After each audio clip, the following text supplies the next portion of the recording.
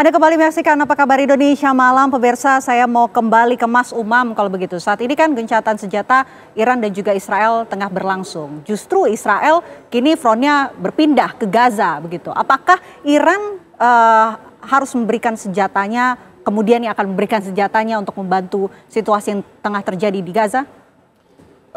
Tentu dalam konteks kalkulasi strategis Iran sudah berpikir matang ya.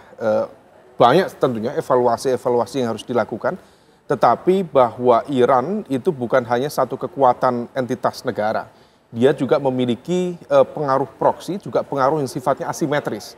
Karena bagaimanapun juga kekuatan-kekuatan seperti Hizbullah, kemudian Houthi dan lain sebagainya, barangkali itu akan kemudian melakukan penguatan seiring dengan eskalasi konflik di wilayah yang kemudian pasti akan dinamis. Kalau misal kemudian Israel bergeser ke Gaza, barangkali itu hanya sifatnya respon sesaat pasca kebijakan ceasefire yang dipromot oleh Amerika Serikat.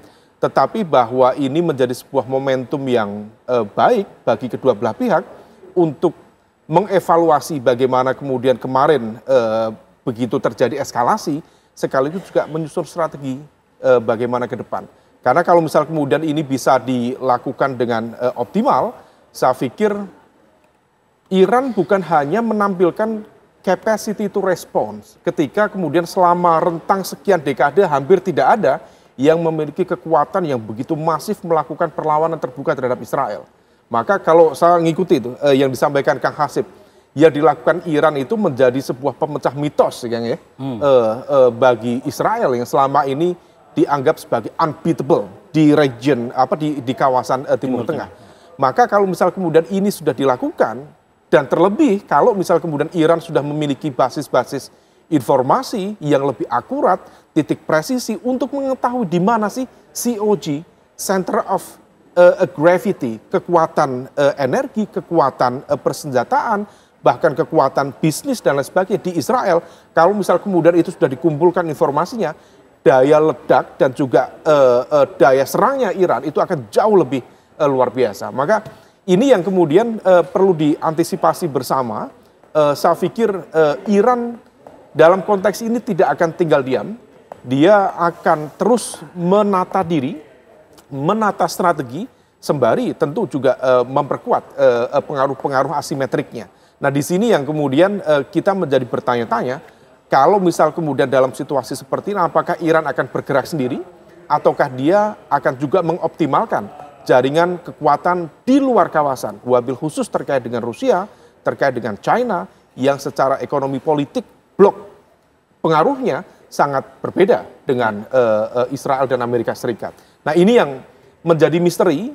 Harapan kita memang eskalasi bisa diredam. Tetapi dalam situasi seperti ini, seperti yang disampaikan oleh Pak Dubes Iwan, kerentanan itu akan tercipta dalam skala yang betul-betul tipis sekali. Artinya bahwa eskalasi akan terjadi at any time dan juga at all cost bagi Iran maupun Israel ke depan. Oke, Mas Hasib, sepertinya Israel ini sudah mencium situasi ini sehingga Israel juga membekukan rekening-rekening yang diduga digunakan untuk mendanai aktivitas pelaku teror. Apakah Anda melihat ini sebagai salah satu strategi yang efektif digunakan oleh Israel untuk menutup adanya peluang tersebut? Pelaku teror yang dimaksud siapa ini? Bukannya terorisnya sudah menjadi Israel sendiri sekarang. Jadi ini termanya agak kurang. Jadi konteksnya begini, kalau kita baca ya situasinya sekarang. Israel itu kalau ditanya kenapa dia ke Gaza, sebenarnya dari awal Netanyahu itu sekarang sudah terjebak dengan permainan perangnya sendiri. Untuk bisa eksis sebagai politisi, sebagai penguasa, sekarang Netanyahu harus berperang. Kalau nggak berperang, dia digulung oleh ancaman pidana korupsi yang sudah berjalan di Israel. Karena itu di awal perang ini, Mbak, saya mengatakan ini sebenarnya upaya serangan yang dilakukan oleh Israel untuk mengamankan 4 kepentingannya sekaligus. Yang pertama memenangkan perang di Gaza yang terus berkelanjutan dan dia gagal untuk mengembalikan sandera. Yang kedua menghabisi Iran yang akan menjadi ancaman masa depan.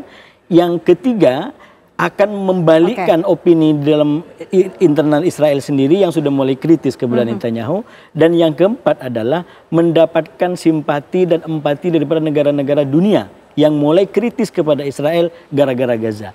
Tapi ternyata setelah genjatan 12 hari, 4 hal ini nggak didapat oleh Netanyahu.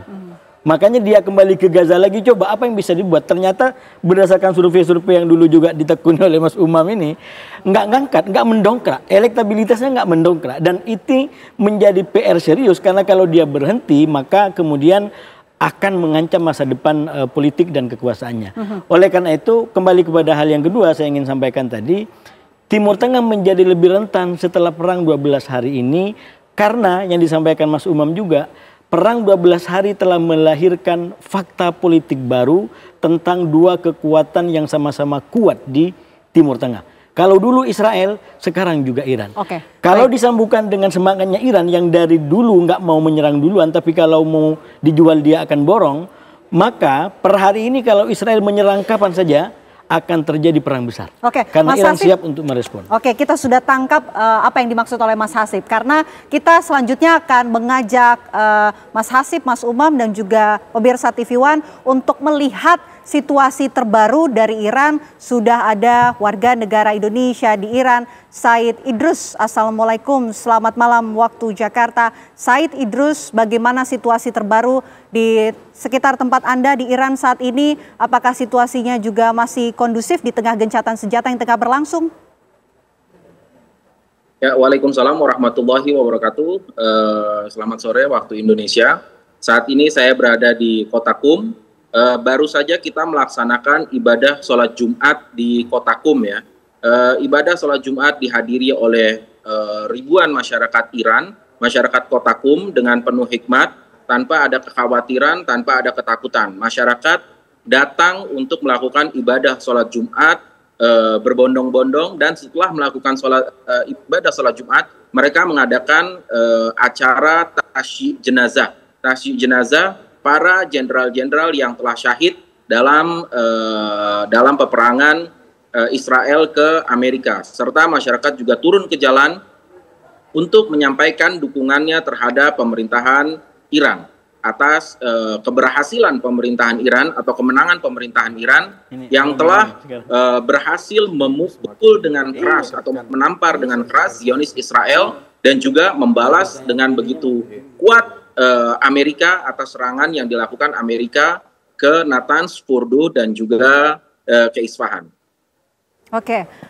Said Idrus, bagaimana kemudian respon dari warga Iran saat ini dengan situasi yang tengah berlangsung? Adakah kemudian gelombang yang berbeda bermunculan untuk mendukung adanya gencatan senjata bertahan lama, atau justru sebaliknya?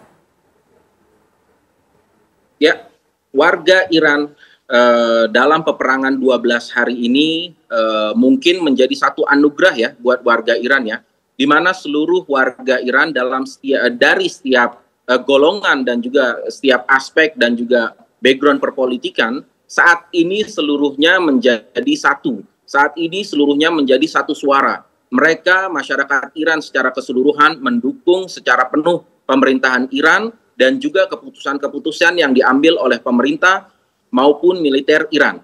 Tentu saja masyarakat Iran sangat menghormati dan mematuhi perintah atau dari arahan dari pemimpin tertinggi Islam Iran, yaitu Said Ali Khamenei.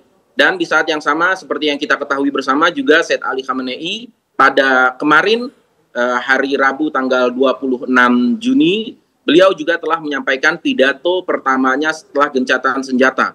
Pidato yang merupakan pidato yang disampaikan oleh Said Ali Khamenei merupakan salah satu dukungan dan juga ucapan selamat dari seorang pemimpin kepada rakyat Iran. Di mana pemimpin tertinggi Republik Islam Iran, Said Ali Khamenei, menyatakan bahwa beliau menyampaikan selamat kepada masyarakat Iran yang telah bersatu padu, satu suara untuk mendukung pemerintah dan juga mendukung militer untuk menampar dan memukul Israel serta Amerika secara keras. Yang kedua, selamat juga.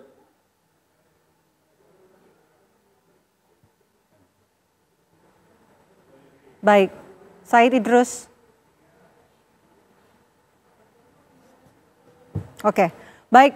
Nampaknya ada gangguan komunikasi kami bersama dengan Said Idrus, warga negara Indonesia di Iran. Kita jeda terlebih dahulu pemirsa. Usai jeda kami masih akan melanjutkan pembahasan mengenai konflik Iran dan juga Israel. Tetaplah bersama kami di Apa Kabar Indonesia Malam.